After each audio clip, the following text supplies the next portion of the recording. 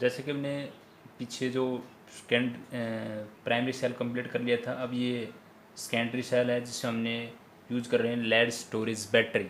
इस टाइप की बैटरी हैं जिनका हम यूज़ ऑटोमोबाइल्स और इन्वर्टर्स के अंदर करते हैं। इसके अंदर क्या क्या होता है, एनोड, जैसे मैंने इस डायग्राम के अंदर नोटिफाई कर रखा बेटा। जैसे दो टाइप की जो इलेक्ट्रोड उनको अल्टरनेट में अरेंज कर रखा है, जैसे ग्रीन की है, मतलब जो कलर आपको दिख रहा अभी ये, फिर एक ब्लैक है, ग्रीन ब्लैक ग्रीन ब्लैक, तो इनको सीरीज में कनेक्ट कर रखा है। ये तीनों ग्रीन वाली एक साथ कनेक्ट कर रखी है और ब्लैक वाली तीनों एक साथ कनेक्ट कर रखी है, जिससे मैक्सिमम वोल्टेज ऑब्टेन हो उसके। ठीक है, तो इसके अंदर जो हमारे पास लेड जो है वो काम कर रही है एनोड का, और एक लेड ऑक्साइड है वो काम कर रही है हमारे पास कैथोड का।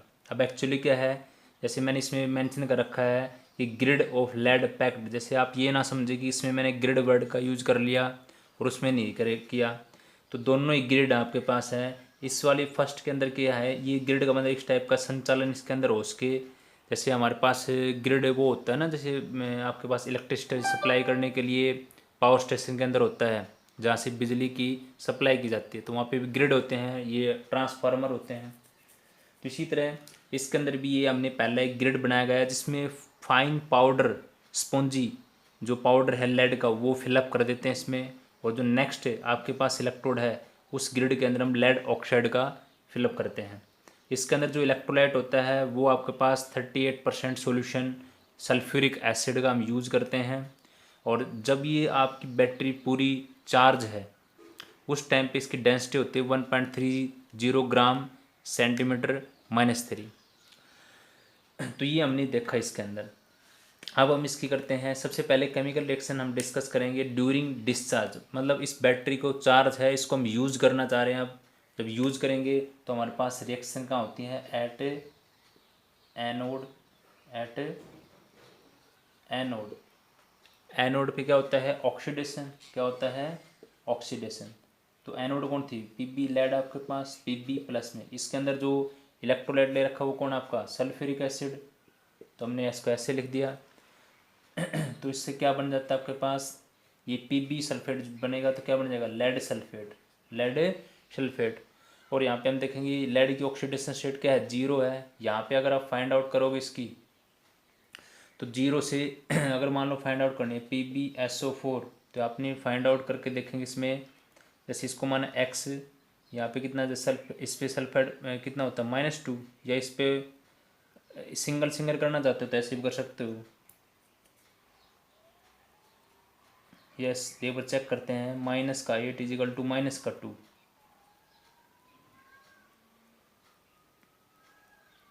तो यहाँ देखें तो यहाँ पे देखेंगे जैसे ये कैसे बना है, मान लो इस पूरे सल्फेट पे कितना चार्ज होता है -2, तो इस पर क्या होगा +2, इस पे -2 है, पीबी कितना होता है +2 की फॉर्मूला ऐसे तो बनता है, पीबी पे +2 चार्ज, सल्फेट पे कितना 2 नेगेटिव चार्ज, क्रॉस मल्टीप्लाई करते हो आप। तो इसका मतलब यहाँ पे ऑक्सीडेशन स्टेट लाइट की कितनी है, +2, कितनी है +2 आपके पास। अब जीरो से +2, जीरो से +2 का मतलब क्या हो रहा है, बढ़ना, और बढ़ने क्या बोलते हैं, ऑक्सीडेशन। और एनोड पे क्या होता है, ऑक्सीडेशन आपके पास। तो इसका मतलब यहाँ पे इलेक्ट्रॉन कितने आ जाएंगे, 2 इलेक्ट्रॉन। ओके, तो ये तो रिएक्शन हो गया हमारे पास एनोड पे। अब हम बात करते हैं कैथोड पे, एट कैथोड। ठीक है, तो कैथोड पे कौन है, PbO2। इसमें आपने जो इलेक्ट्रोलाइट के रूप में सॉल्यूशन ले रखा है वो क्या है आपके पास, सल्फ्यूरिक एसिड। तो मैंने ऐसे लिख दिया, और इसको भी मैंने ऐसे लिख लिया है H+ एसिडिक के लिए। ठीक है, इसके अंदर भी सेम प्रोडक्ट बनता है, lead sulphate, lead sulphate. Okay, अच्छा इसमें इलेक्ट्रॉन हम इधर लिखें, थोड़ा सा हम इधर कर लेते हैं, ज़रूरत पड़ेगी हमें इसके अंदर। अब देखो, हमने 11th में पढ़ा था एसिडिक मीडियम में इक्वेशन को बैलेंस करने के लिए, एसिडिक मीडियम में इक्वेशन को बैलेंस करने के लिए दूसरी साइड में क्या लिखते हैं, H2 लिखते हैं। तो पहले हम क्या चेक करेंगे, ऑक्सीजन चेक करेंगे कि भी कितने ऑक्सीजन हमारे पास, इधर कितने ऑक्सीजन है 4 और 2 6, और इधर कितने हैं 4 ही हैं। तो 6 ऑक्सीजन पूरा करने के लिए यहाँ पे ऑक्सीजन को बैलेंस करने के लिए क्या लिखते हैं, एसिडिक मीडियम में वाटर लिखते हैं, क्या लिखते हैं, वाटर बेटा। अब देखो इधर ऑक्सीजन 4 और 2 6 है और इधर कितना है 4 है, 4 और 1 5 हो गए। पर यहाँ पे मेरे को कंप्लीट करने के लिए क्या करना पड़ेगा 2H2 लिखने पड़ेंगे। कितने H2 लिखने पड़ेंगे 2H2 बेटा। ठीक है, ध्यान देंगे जब हमने रेडॉक्स रिएक्शन 11th क्लास में डिस्कस की थी उसमें क्या था, एसिडिक मीडियम में इक्वेशन को बैलेंस करने के लिए, ऑक्सीजन को बैलेंस करने के लिए जो दूसरी साइड है वहाँ पे क्या लिखते हैं वाटर लिखते हैं। क्या लिखते हैं वाटर आपके पास। ठीक है, तो यहाँ पे ऑक्सीजन टोटल कितने थे 4 और 2 6, इसलिए मैंने यहाँ पे क्या लिख दिया 2 वाटर लिख दिया क्योंकि मेरे पास ऑक्सीजन कितने हो गए 4 और 2 6 हो गया। अब हाइड्रोजन कितने 2 2 से कर दिया कितना हो गया 4, तो इसलिए हम क्या लिखते हैं इधर हाइड्रोजन पूरा करने के लिए यहाँ पे कितना लिखेंगे 4H पॉजिटिव, 4H पॉजिटिव। ठीक है, अब यहाँ पे जैसे इसकी ऑक्सीडेशन स्टेट निकालेंगे यहाँ पे कितनी आएगी इसकी +4 और यहाँ पे कितनी है +2। +4 से +2 का मतलब घटना और घटने का बोलते हैं रिडक्शन। तो +4 से अगर आपके पास कैसा है +4 से कितना हो रहा है +2, कितने इलेक्ट्रॉन देने पड़ेंगे आपको 2 इलेक्ट्रॉन। तो यहाँ पे हम लिख देंगे प्लस में 2 इलेक्ट्रॉन। तो ये आपके पास रिएक्शन होगी दोनों किसकी आपकी एनोड और कैथोड पे। अब हम इसकी ओवरऑल रिएक्शन लिख लेते हैं। यहाँ पे देखो 2 इलेक्ट्रॉन से 2 इलेक्ट्रॉन कैंसिल आउट हो जाएंगे आपके पास। ठीक है, अब देखो क्या क्या चीज़ जो बच गया रिएक्टेंट साइड वाले लिख लो। क्या बच गया आपके पास Pb प्लस में PbO2, Pb प्लस में PbO2 प्लस में और क्या है ये 2 सल्फेट हैं 2 सल्फेट प्लस में और क्या है 4H पॉजिटिव, 4H पॉजिटिव आपके पास। फिर हम क्या लगाएंगे एरो। फिर इधर क्या है आपके पास एक सल्फेट तो लेड सल्फेट ये रहा, एक लेड सल्फेट ये रहा, तो PbSO4 PbSO4 प्लस में 2H2 प्लस में 2H2। That will be the overall reaction during discharging. जब डिस्चार्जिंग होती है तो उस पर ये रिएक्शन होते हैं आपके पास। ठीक है, और जैसे आपकी बैटरी डिस्चार्ज हो जाती है तो उसकी डेंसिटी अब उतनी नहीं रहती 1.30, अब वो बन जाती है 1.20। डेंसिटी जैसे डिक्रीज होगी अब हमें उसको रिचार्ज करने की ज़रूरत पड़ेगी। अब हमें ये जो बैटरी थी हमारी उसको क्या करना पड़ेगा रिचार्ज करना पड़ेगा। ठीक है अब देखो अब क्या होगा जब ये तो हमारे पास रिएक्शन होगी ड्यूरिंग डिस्चार्जिंग की। अब हमें अगर अपनी रिएक्शन क्या करना है रिचार्ज करना है। क्या करना है रिचार्ज करना है। देखो ये जैसे हमने सीख लिया ना अभी ये वाली सारी बातें सीख ली, एनोड पे और कैथोड पे जो रिएक्शन थी और ये इसकी ओवरऑल होगी बेटा। अब मेरे को करना है ड्यूरिंग रिचार्जिंग। अब केमिकल रिएक्शन ड्यूरिंग रिचार्जिंग करनी है तो कोई दिक्कत नहीं है। आपको जो भी आपके पास रिएक्शन है ना उनके अंदर आपका एनोड कैथोड चेंज हो जाएगा। मतलब अब आपकी जो सेल है ना ये लाइकनेस बिहेव करेगी इलेक्ट्रोलाइटिक सेल की तरह, क्योंकि हम बाहर से अब क्या कहते करेंगे अब हम बाहर से जो एक्सटर्नली क्या देंगे उसको इलेक्ट्रिकल एनर्जी देंगे ताकि उसके अंदर क्या हो केमिकल रिएक्शन हो आपके पास। और आपके जो टर्मिनल है वो सब चेंज हो जाएंगे आपके पास। जो एनोड था वो क्या बन जाएगा आपका ये बन जाएगा कैथोड, और जो कैथोड था वो क्या बन जाएगा एनोड। कैथोड था वो क्या बन जाएगा आपका एनोड, और एनोड था वो क्या बन गया कैथोड। और ध्यान रखना ये एरो भी चेंज कर देंगे इसके अंदर, रिएक्शन बिल्कुल रिवर्स हो जाएंगी, ये ऐसे हो जाएंगी सारी रिएक्शन आपकी। इसी तरह ये भी रिएक्शन इस साइड से ऐसे होगी, इसी तरह ये वाली रिएक्शन भी चेंज हो जाएगी आपके पास।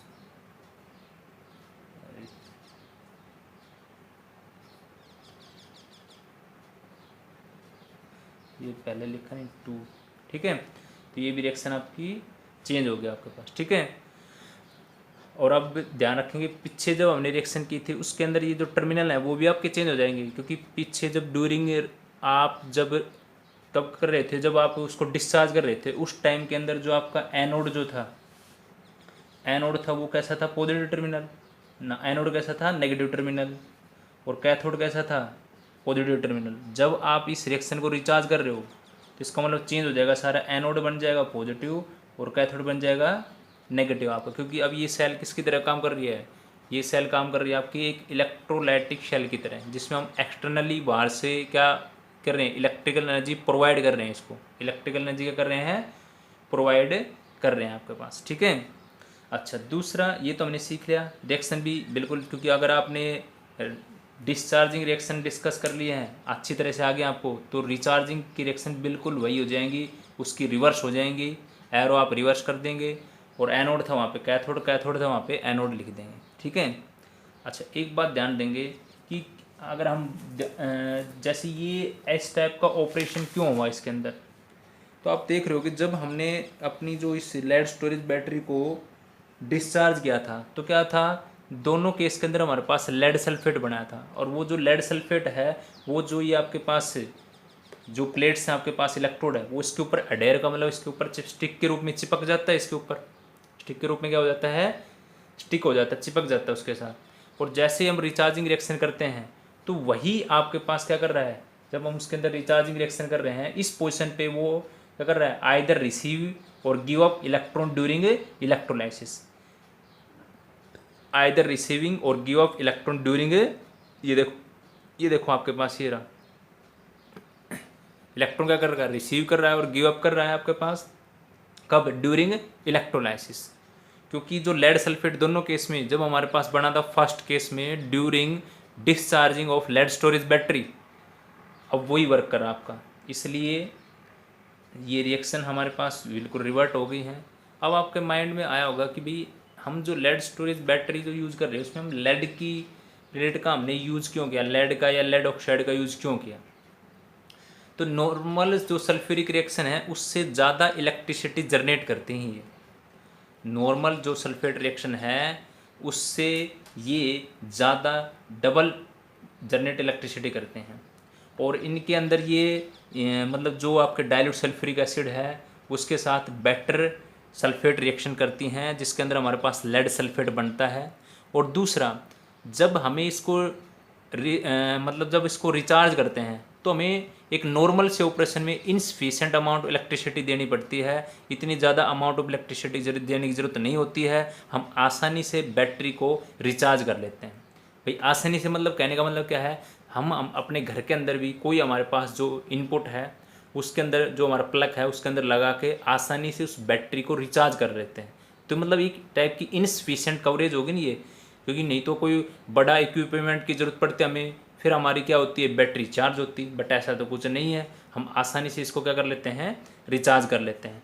तो इसके अंदर जो इलेक्ट्रिसिटी जनरेट होने की टेंडेंसी थी आपके पास वो डबल है जो नॉर्मल रिएक्शन है उनके कंपैरिजन, इसलिए हमने इन लेड स्टोरेज बैटरी के अंदर लेड या लेड ऑक्साइड का यूज़ किया है। ठीक है, बट इससे भी अच्छी बैटरी हैं, जैसे मान लो मार्केट के अंदर कम्पैक्ट बैटरी जैसे लिथियम आयन बेस बैटरी हैं जो हम मोबाइल्स के अंदर यूज़ करते हैं, जो कम्पैक्ट होती हैं, छोटी भी होती हैं, या इस टाइप की बैटरी का आजकल जो ई बाइक जो आ रही हैं, इलेक्ट्रिक स्कूटर आ रही हैं, उनके अंदर लिथियम आयन बेस बैटरी का यूज़ किया जाता है, जो इनकी कंपैरिजन कम्पैक्ट भी होती है और इनके कंपैरिजन फास्ट रिचार्जिंग भी होती है उसके अंदर, और वो बट इसके कंपैरिजन थोड़ी कॉस्टली ज़रूर होती है वो। ठीक है, तो ये हमने स्टडी कर लिया है लेड स्टोरेज बैटरी को बेटा। ठीक है, तो अब हम नेक्स्ट में डिस्कस करते हैं, थोड़ा जर्नली बता देते हैं आपको, जो लिथियम आयन बैटरी है या निकल कैडमियम बैटरी भी हमारे पास एक टाइप की है इसी में। तो ये नेक्स्ट हमारे पास है निकल कैडमियम स्टोरेज सेल। इसमें बेटा एनोड का काम करता है कैडमियम और कैथोड काम करता है एक मेटल ग्रेड कंटेनिंग जिसमें होता है निकल फोर्थ ऑक्साइड। फोर्थ ऑक्साइड का मतलब उसमें होता है निकल डाइऑक्साइड ये वाला, क्योंकि यहाँ पे ऑक्सीडेशन स्टेट निकालेंगे निकल की, तो कितने आएगी आपके पास, जैसे देखो जिसकी निकालते इसको एक्स मानेंगे, ऑक्साइड के ऊपर -2 चार्ज होता है, तो 2 को 2 से करेंगे कितना आ जाएगा, 2 को 2 से करेंगे 4 आ गया, तो x - 4 = 0, तो x का मान कितना आ गया +4, इसलिए क्या हो गया निकल फोर्थ ऑक्साइड हो गया ना। और इसमें जो इलेक्ट्रोलाइट लेते हैं वो क्या होता है आपके पास है पोटाशियम हाइड्रोक्साइड, क्या होता है पोटाशियम हाइड्रोक्साइड अपना, हाँ पोटाशियम हाइड्रोक्साइड सॉल्यूशन। अब देखो इसमें रिएक्शन क्या होती है, क्योंकि ये OH नेगेटिव है ना, अब देखो तो इसका मतलब ये इक्वेशन कैसी होगी आपके पास, बेसिक मीडियम की होगी ना, कैसी मीडियम की होगी, बेसिक मीडियम की। तो यहाँ कैडमियम अगर इस यहाँ पे बात करें, कैडमियम 0 से यहाँ पे चार्ज कितना हो रहा है, कैडमियम +2, तो 0 से +2 इसका मतलब क्या है, बढ़ना, और बढ़ने क्या बोलते हैं ऑक्सीडेशन, तो एनोड पे क्या होगा ऑक्सीडेशन, तो कितने इलेक्ट्रॉन की जरूरत पड़ेगी, 2 इलेक्ट्रॉन, कितने इलेक्ट्रॉन की जरूरत पड़ेगी आपके 2 इलेक्ट्रॉन की जरूरत पड़ेगी आपको। ठीक है, अब हम इसमें यही करते हैं नॉर्मली, भाई बेसिक मीडियम है, नेगेटिव चार्ज को बैलेंस करने के लिए क्या लिखते हैं, OH नेगेटिव लिखते हैं, क्या लिखते हैं OH नेगेटिव, नेगेटिव चार्ज हमारा बैलेंस हो गया। फिर हम देखते हैं भाई अगर हाइड्रोजन की संख्या ये अगर हमारे पास इक्वल है तो ठीक है, नहीं तो हम दूसरी साइड में क्या लिखते हैं, डेप्सेंट साइड में वाटर लिखते हैं। बट यहाँ पे हमें ज़रूरत नहीं पड़ेगी क्योंकि यहाँ पे 2 OH हैं, यहाँ पे भी 2 OH है, मतलब H 2 ही है और ऑक्सीजन भी 2 ही है, इसलिए हमें वाटर लिखने की ज़रूरत नहीं है बेटा इसके अंदर। क्योंकि इसमें बेसिक वीडियो में हम सबसे पहले नेगेटिव चार्ज को बैलेंस करते हैं। नेगेटिव चार्ज के लिए हम दूसरी साइड में लिखते हैं OH नेगेटिव, और OH नेगेटिव हो गया हमारे पास। अगर आपके पास ज़्यादा अगर देखोगे कि दूसरी साइड में हाइड्रोजन वगैरह ज़्यादा है या डेफिशिएंट साइड है तो हम लिखते हैं दूसरी साइड में वाटर, बट यहाँ पे हमें ज़रूरत नहीं है। जैसे सेकंड इक्वेशन है निकल सेकंड ऑक्साइड, देखो इसमें ज़रूरत कैसे पड़ेगा अभी देखते हैं हम।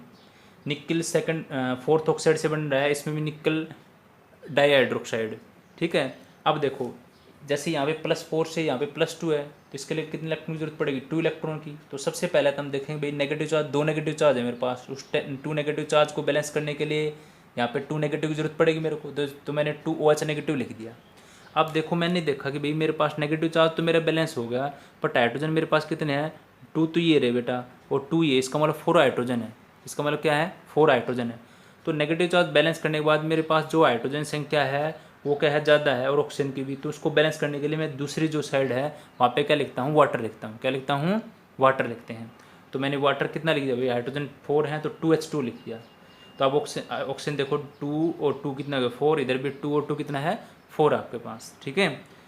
तो ये केमिकल रिएक्शंस काम हुई है आपके निकल कैडमियम स्टोरेज सेल। इसकी जो सेल पोटेंशियल है अप्रोक्सीमेटली 1.4 वोल्ट होती है। दूसरा एक बात ध्यान देंगे, इसके अंदर मैंने इसमें बताया है आपको बेसिक मीडियम की जो भी रिडॉक्स रिएक्शन है उसको बैलेंस करने के लिए सबसे पहला काम हम नेगेटिव चार्ज को बैलेंस करते हैं बेटा। नेगेटिव चार्ज को बैलेंस करने के लिए दूसरी साइड के अंदर OH नेगेटिव लिखते हैं। फिर हम चेक करते हैं हाइड्रोजन ऑक्सीजन कंप्लीट दोनों साइड में बराबर है क्या नहीं है, ठीक है। अगर बराबर है तो फिर वाटर डेफिशिएंट साइड में लिखने की ज़रूरत नहीं है, और अगर डेफिशिएंट साइड में तो वाटर तब लिखोगे जब आपके पास दूसरी साइड में H और O ज़्यादा है, ठीक है। एक लिथियम बैटरी होती है, आजकल ज़्यादातर इसी बैटरी का यूज़ करते हैं क्योंकि कम्पैक्ट होती है, लाइट वेट होती है। चाहे वो आपके पास मोबाइल हो या आजकल ऑटोमोबाइल्स हैं उनके अंदर भी यूज़ करने लग गए, क्योंकि पहले बैटरी ज़्यादा बड़ी बड़ी होती थी, इसलिए कम्पैक्ट बैटरी होती है जिसमें एनोड लिथियम होता है और कैथोड क्या होता है, मैग्नीज डाइऑक्साइड होता है, MnO2।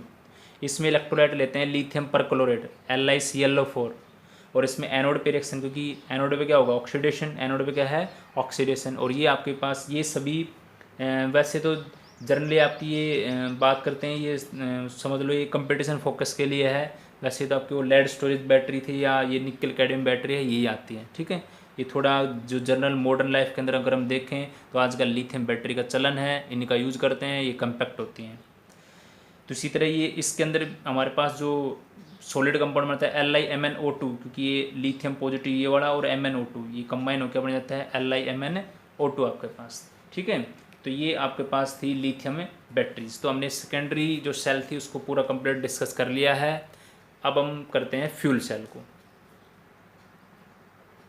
तो आई होप सभी को ये क्लियर आउट हो गया होगा।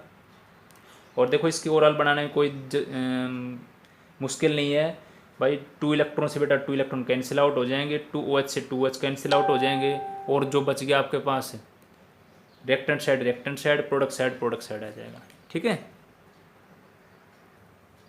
तो नेक्स्ट में हमारे पास है H2O2 फ्यूल सेल बेटा। इसका एक कंस्ट्रक्टिंग डायग्राम कैसे है, एक साइड से O2, एक साइड से H2O2 बबल के थ्रू इस पोरस जो कार्बन इलेक्ट्रोड है इनके अंदर से पास होती है। बीच के अंदर हमने कंसनट्रेटेड या एक्वस सॉल्यूशन पोटेशियम हाइड्रोक्साइड का या सोडियम हाइड्रोक्साइड का लेते हैं हम। इसके अंदर एक टर्मिनल जो नेगेटिव एनोड काम कर रहा है, ये कैथोड काम कर रहा है। अभी पोरस कार्बन कंटेनिंग स्टेबल इसमें कैटलिस्ट लेते हैं जो जैसे लाइकन एज प्लेटिनियम या प्लेडेनियम। तो सबसे पहले हम थोड़ा सा एक जनरल आइडिया ले लेते हैं इस सेल के अंदर। और जैसे हमने बता दिया था आपको कि इस टाइप की जो फ्यूल सेल है उसमें हम जैसे आपके पास H2 है या आपके पास CH4 है, मीथेन है या मिथेनॉल है, यह क्या आपके पास है, मिथेनॉल।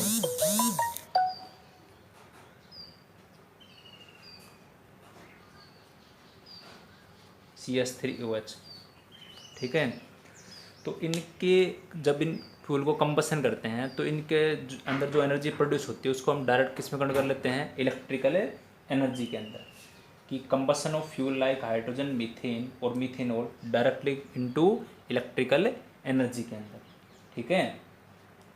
और ये आपके पास एक बहुत ही अच्छी टाइप की फ्यूल सेल है। इसकी जो एफिशिएंसी होती है वो 100% होती है। कंपैरिजन जो थर्मल पावर प्लांट में हम यूज़ करते हैं उसकी एफिशिएंसी जो है 40% होती है, या 40 या 60% तक होती है।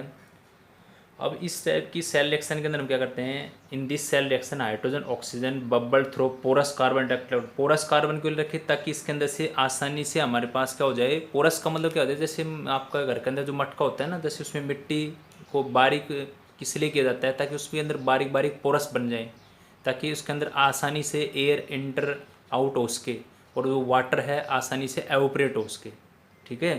तभी तो उसके अंदर पानी वाटर जो है वो कूल रहता है। तो इसी तरह ये जो पोरस कार्बन इलेक्ट्रोड है इसके अंदर हमें क्या फिलअप किया गया है, जैसे फाइनली डिवाइडेड, मतलब जो प्लेटिनियम या प्लेटिनियम जो एक टाइप की एक्टिव मेटल है उनका हमने इसमें यूज़ किया है, कि जो वैसे जो हमारे पास इलेक्ट्रोलाइट है उसके साथ रिएक्ट ना करे, एक इनर्ट की तरह वर्क करेंगे ये, ठीक, इनर्ट इलेक्ट्रोड की तरह, इनर्ट इलेक्ट्रोड की तरह, ठीक है। तो ये तो हमने इसके अंदर जो कंस्ट्रक्शन वर्किंग दे रखे वो है। अब हम इसकी केमिकल रिएक्शन डिस्कस करते हैं कि H2O2 फ्यूल सेल में केमिकल रिएक्शन क्या होती है। Chemical reaction occur at cathode and anode, okay. तो देखें इसमें रिएक्शन, सबसे पहले तो इसका ओवरऑल रिएक्शन याद रखेंगे आप इसकी। जैसे ओवरऑल रिएक्शन ये बनेगी H2 + O2 convert into H2O, ये बनेगी ओवरऑल रिएक्शन। अब हाइड्रोजन कितने हैं 2, इधर भी 2 ऑक्सीजन 2 है, यहाँ पे 1 है, तो हमने 2 से मल्टीप्लाई कर दिया, तो यहाँ से 2 से कर दिया, तो ये तो ओवरऑल रिएक्शन इसके अंदर बनेगी। अब एनोड कैथोड की देखते हैं बेटा। देखो H2+ में अब इलेक्ट्रोलाइट हमने कैसे ले रखा है, या तो पोटाशियम हाइड्रोक्साइड या सोडियम हाइड्रोक्साइड। तो जब ब्रेक होगा तो OH नेगेटिव आयन आएगा, तो मैंने लिख दिया ऐसे OH नेगेटिव आयन। तो इसके अंदर क्या बन जाएगा हमारे पास H2O, मैंने इतना लिखा पहले अभी तक, ठीक है। अब मैं यहाँ पे ऑक्सीडेशन स्टेट फाइंड आउट करता हूँ, भाई ये 0 है, ये कितनी है यहाँ पे, तो इसके किस में होगी 0 है। और यहाँ पे हाइड्रोजन H2 कैसे तो लिखते हैं आप H पॉजिटिव और OH नेगेटिव, मतलब क्या हो रहा है आपके पास प्लस हो रहा है ना, बढ़ रहा है, बढ़ने का मतलब क्या है ऑक्सीडेशन। अब इसके हिसाब से अगर नॉर्मली हम इसकी बात करते हैं तो 0 से +1 एक इलेक्ट्रॉन की जरूरत पड़ी, मान लो मैंने पहले एक इलेक्ट्रॉन लिख दिया, ठीक है, क्योंकि एक 0 से +1 के लिए कितने इलेक्ट्रॉन चाहिए, एक इलेक्ट्रॉन चाहिए। चलो अब हम एक चीज़ देखो इसमें, अब हम इसको अंदर करते हैं बैलेंस। देखो नेगेटिव चार्ज, भाई इधर एक नेगेटिव इधर भी एक नेगेटिव है, वह हाइड्रोजन ऑक्सीजन को बैलेंस कर लेते हैं। इधर हाइड्रोजन 2 और 1 कितना है 3 है बेटा, और यहाँ पे कितना है 2 है। इसका मतलब हाइड्रोजन बैलेंस नहीं है, ऑक्सीजन तो बैलेंस है बट हाइड्रोजन बैलेंस नहीं है। तो हमने क्या कर दिया, इसको मान लो 2 से मल्टीप्लाई कर दिया। अब मेरे पास कितने बन रहे हैं, जब देखो 1 मोल बन रहा था वाटर का तो 1 इलेक्ट्रॉन की जरूरत पड़ रही थी, अब कितने बन रहे हैं 2 मोल, कितने बन रहे हैं 2 मोल। देखो अभी इसके अकॉर्डिंग लिखेंगे हम इसको, तो 2 को हमने इससे कर दिया, ये कितना होगा आपके पास हाइड्रोजन 2 दूनी 4, तो यहाँ पे कितने से कर दिया 2, कितना कर दिया 2। अब वही बात हो गई आपके पास, जब 1 मोल था उसके लिए कितने इलेक्ट्रॉन की जरूरत पड़ी थी बेटा, मतलब यहाँ पे एक H2 था तो 1 इलेक्ट्रॉन आया था, 2 के लिए कितना होगा, 2 के लिए कितना होगा 2 इलेक्ट्रॉन, कितना होगा 2 इलेक्ट्रॉन आपके पास, ठीक है। तो ये तो मेरे पास एनोड पे होगी रिएक्शन। अब हम करते हैं कैथोड पे, अब हम किस पे करते हैं कैथोड पे क्या रिएक्शन होगी बेटा। अब देखो कैथोड पे आपके पास कौन है, अब देखो ये तो मेरे पास आ चुका है, जैसे H2 मान लो मेरे पास आ गया, अब क्या बच गया O2 रहना चाहिए, ठीक है, तो O2। अब देखो अब इस कंडीशन के अंदर जैसे O2 है, O2 से यहाँ पे इधर जो बनेगा आपके पास वो बनेगा ऐसे OH नेगेटिव, क्योंकि अगर देखो इसमें OH नेगेटिव से OH नेगेटिव, क्योंकि इस रिएक्शन के अंदर ओवरऑल में कोई भी OH नेगेटिव नहीं है ना, तो इसमें अगर ध्यान रखना है रिएक्टेंट साइड में आ रहा है तो दूसरे में कहाँ आएगा प्रोडक्ट साइड में आएगा, कहाँ आएगा आपके पास प्रोडक्ट साइड में। अच्छा एक बात और देखो, अब इसके अंदर हम ऑक्सीजन कितने यहाँ पे, ऑक्सीजन कितने हैं आपके पास यहाँ पे, और एक ऑक्सीजन यहाँ पे 2 है और यहाँ पे कितने हैं 1 है आपके पास, ठीक है। अब देखो तो मान लो 1 मिनट के लिए मैंने मान लो इसको 2 से कर दिया, कितने से कर दिया 2 से कर दिया। 2 से करने के बाद यहाँ पे हाइड्रोजन की वैल्यू 2 होगी और ऑक्सीजन 2 होगा, ऑक्सीजन ठीक है, बट हाइड्रोजन को पूरा करने के लिए इधर क्या लिखते हैं हम वाटर लिखेंगे, क्या लिखेंगे वाटर लिखेंगे, ठीक है। अच्छा इतना भी काम हो गया मेरे पास। अब दूसरा बट ऑक्सीजन की संख्या बढ़ गई 2 और 1 3 और यहाँ पे कितना है 2 है। इसका मतलब हमें यहाँ पे 2 करना गलत था, तो इसका मतलब एक बार ट्राई करके देखते हैं, 4 लिख देते हैं। कितना लिख देते हैं 4 OH नेगेटिव लिख दिया। अब भाई 4 OH के लिए यहाँ पे कितना लिखना पड़ेगा 2H2O, कितना लिखना पड़ेगा 2H2O। अब देखो भाई नॉर्मल सी इक्वेशन होती है आपके पास, अगर देखो आप ऐसे करते हो भाई एक OH नेगेटिव को ऐसे OH बनाते हो तो कितने इलेक्ट्रॉन इसमें से क्या करते हैं भाई, आपके पास है OH नेगेटिव है, उससे OH बनाएंगे तो इसमें से एक इलेक्ट्रॉन निकालेंगे ना। तो अब कितने आपके पास ये 4 OH नेगेटिव है, कितने हैं 4 OH नेगेटिव, तो कितने इलेक्ट्रॉन आएंगे आपके पास यहाँ पे, थोड़ा सा जगह, तो यहाँ पे आ जाएंगे 4 इलेक्ट्रॉन, कितने आ जाएंगे 4 इलेक्ट्रॉन आ जाएंगे, ठीक है। अब ऊपर वाले रिएक्शन में कितने थे 2 इलेक्ट्रॉन और इसमें कितने हैं 4 इलेक्ट्रॉन है।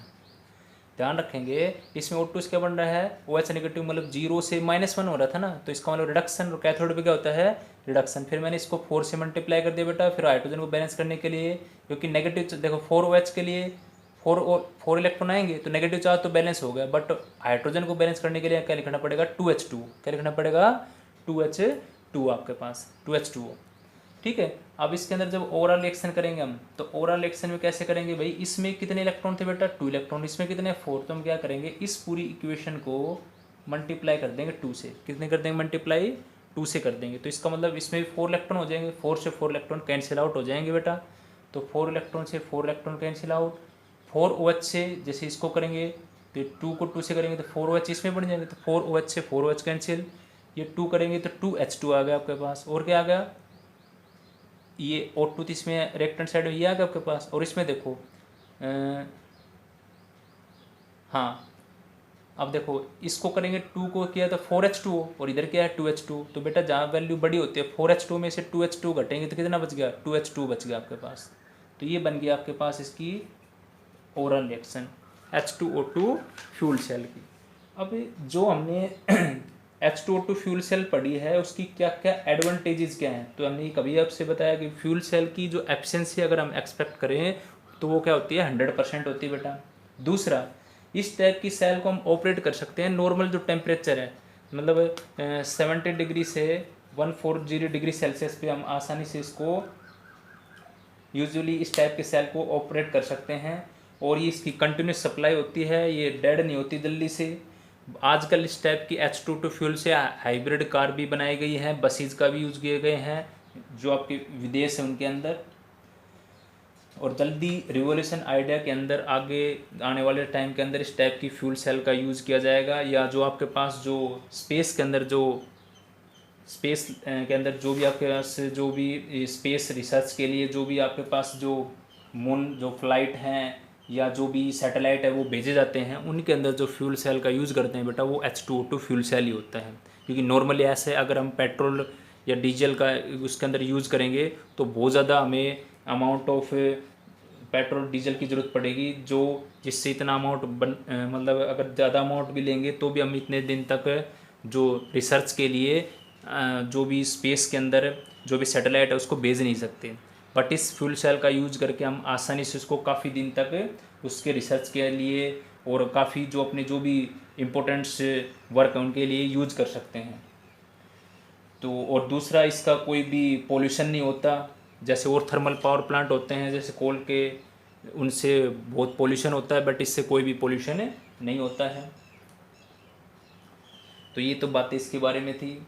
एक अगर देखा जाए तो इस टाइप के फ्यूल सेल को कंस्ट्रक्ट करते हैं तो दिक्कत क्या क्या आती है, प्रॉब्लम क्या क्या आती है, क्योंकि इसमें प्रॉब्लम ये है कि तीनों फेज एक साथ हैं, जैसे गैस भी आ गई, फिर आपके पास सॉलिड भी आ गया, फिर लिक्विड भी आ गया, तो इसका मतलब 3 फेज को एक साथ हैंडलिंग करने में भी प्रॉब्लम आती है।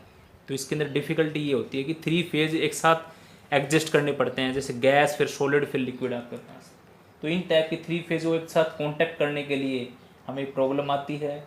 दूसरा, जो कैटलिस्ट इसमें यूज़ करते हैं प्लेटिनियम और सिल्वर, वो जो आपके पास हाई कॉस्ट कैटलिस्ट का यूज़ करते हैं।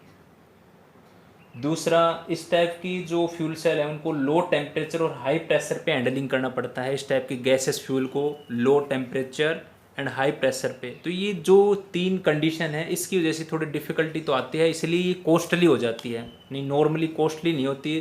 तो हमारी जो आजकल ई बाइक्स हैं या उनके अंदर ऑटोमोबाइल्स के अंदर हम यूज़ कर लेते हैं, तो थोड़े कॉस्टली पड़ते हैं, इसलिए इसका हम कम यूज़ करते हैं अभी के टाइम में। पर आने वाले टाइम के अंदर इस टाइप की फ्यूल सेल का काफ़ी यूज़ करेंगे। इस पर काफ़ी अभी भी रिसर्च के अंदर आया था कि गाड़ी जो है, बसेज हैं, इस टाइप की फ्यूल सेल से यूज़ करते हैं। तो ये हमने H2O2 फ्यूल सेल को कंप्लीट कर लिया। Thank you for watching. जो हमारे पास ये टॉपिक था सेल का, सेल और बैटरीज़ का, जिसमें हमने तीनों कंप्लीट कर लिए हैं, प्राइमरी, सेकेंडरी और फ्यूल सेल। आई होप सभी को क्लियर आउट हो गया होगा। Thank you.